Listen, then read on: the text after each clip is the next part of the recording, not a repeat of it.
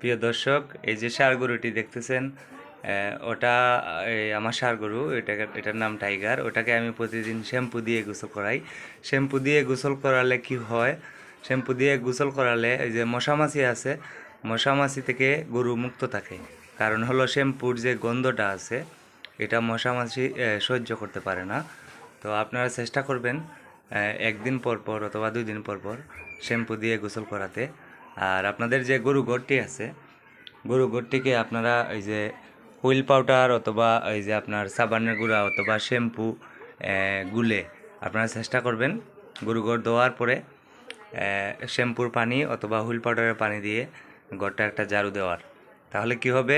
আপনার গরু ঘরে মশামাছি থাকবে না, গরু বাছুরের রোগ জীবাণু কম হবে ইনশাআল্লাহ। আরেকটি জিনিস আপনাদেরকে আমি শেয়ার করি, গরুর কাঁচা ঘাসের কোনো বিকল্প নেই। সব সময় গরুকে কাঁচা ঘাস খাওয়াবেন। আর এরকম একটি গরুর জন্য প্রতিদিন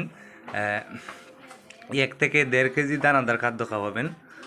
দানাদার খাদ্য না খাওয়ালে মাংস খুব তাড়াতাড়ি বাড়বে না, মাংস বাড়তে অনেক সময় লাগবে। আর আপনারা আরেকটি কাজ করবেন। আরেকটি কাজ হলো আপনাদের গরুকে অল্প করে প্রতিদিন খাবার ছুটা খাওয়াবেন। দানাদার খাদ্যর সাথে খাবার ছুটা খাওয়ালে কি হয়? হজম শক্তি বাড়ে।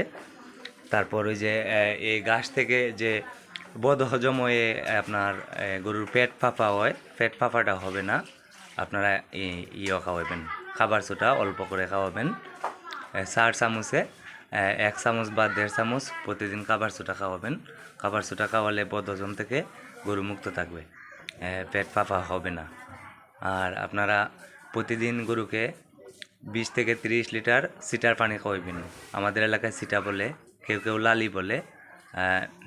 20 থেকে 30 লিটার পানি, এই পানির মধ্যে কতটুকু 100 গ্রাম পরিমাণ দিবেন, সিটা দিবেন। সিটার পানিটা হলো এনার্জি, গরুর জন্য শক্তি পাবে, অনেক শক্তি পাবে গরু। আপনারা প্রতিদিন পানিগুলা আলাদা করে খাওয়াবেন। আর দানাদার খাদ্যগুলা বেশি পানি দিয়ে অনেকে খাওয়ায়।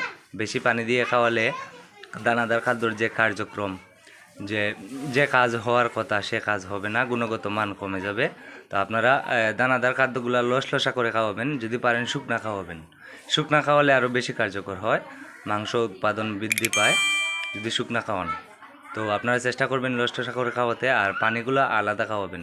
আমি তো এখানে গরুর ঘাস দেই, তারপর এই যে আপনার প্রতিদিনই এই যে 30 লিটার বালতি দিয়ে 1 বালতি পানির মধ্যে 100 গ্রাম পরিমাণ সিটাগুড় আপনার দিয়ে দিই। সিটাগুড় দিয়ে দিলে আপনার সম্পূর্ণ পানিগুলা খেয়ে নেয়, এক টানে খেয়ে নেয়। তো সবাই ভালো থাকেন। আসসালামু আলাইকুম।